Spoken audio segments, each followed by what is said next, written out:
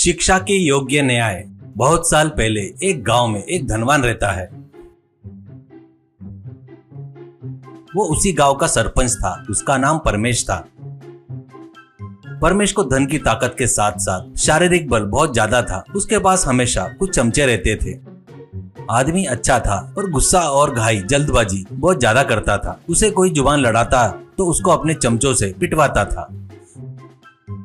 गांव में कोई भी समस्या आई तो वो पंचायत अपने घर में ही रखता था। वहीं पर न्याय भी करता था, फैसला सुनाता था। उसकी बात को काटने से लोग डरते थे। इस विषय में अपने रंगा की गलती नहीं है, गलती पूरी एकनाथ ने किया है, इसलिए वो रंगा को 10,000 रुपए जुर्माना देना यही मेरा आदेश है और न्याय है। तूने इस विषय में गलती किया है, अपने गाँव की इज्जत खराब भी किया, इसलिए तुझे 6 महीने के लिए गाँव से बहिष्कार की सजा सुनाता हूँ। तू तुरंत यह गाँव छोड़कर चला जा करके फैसला सुनाता है। कुछ बार तो कुछ लोग पर अंगार पर चलने को बोलता था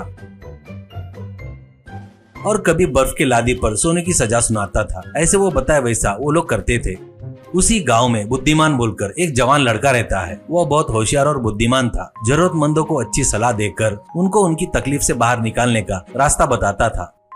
बुद्धिमान अपने माँ बाप के कारण उस छोटे से गाँव में रह रहा था।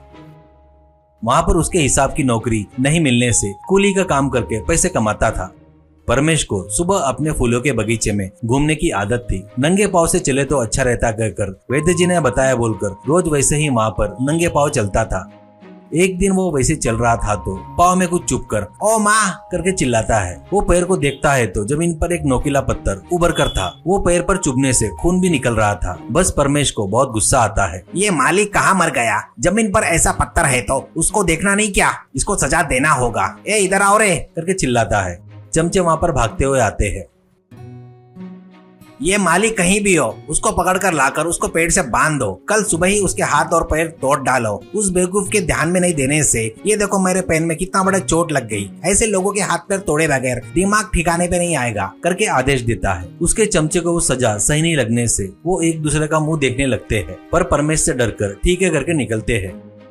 वो सीधे बगीचे में माली के घर आकर बात बताकर चलने को कहते हैं। वो सुनकर माली की पत्नी उनके हाथ जोड़कर बाबूजी मेरे पति को कृपया करके छोड़ दो। इतने छोटी सी बात के लिए उतनी बड़ी सजा क्या? कहती है तो एक जन तुम सही कह रही हो माँ जी, पर हम कुछ नहीं कर सकते। वो बताए वैसा करना हमारा काम है, वो उनका आदेश है। तुम्हारे पति को देखे तो मुझे भी बहुत दुख हो रहा है। सजा के लिए कल शाम तक का समय है, इसलिए तुम एक काम करो। ऐसा कहता है। वो क्या है बेटा? वो काम कहती है तेरे पति को इस सजा से बचाने वाला एक ही आदमी है, वो है बुद्धिमान। तुम उससे मिलकर समस्या बताओ, वो अपने चतुराई से तुम्हारे पति को पक्का बचाएगा। कहकर माली को लेकर चला गया।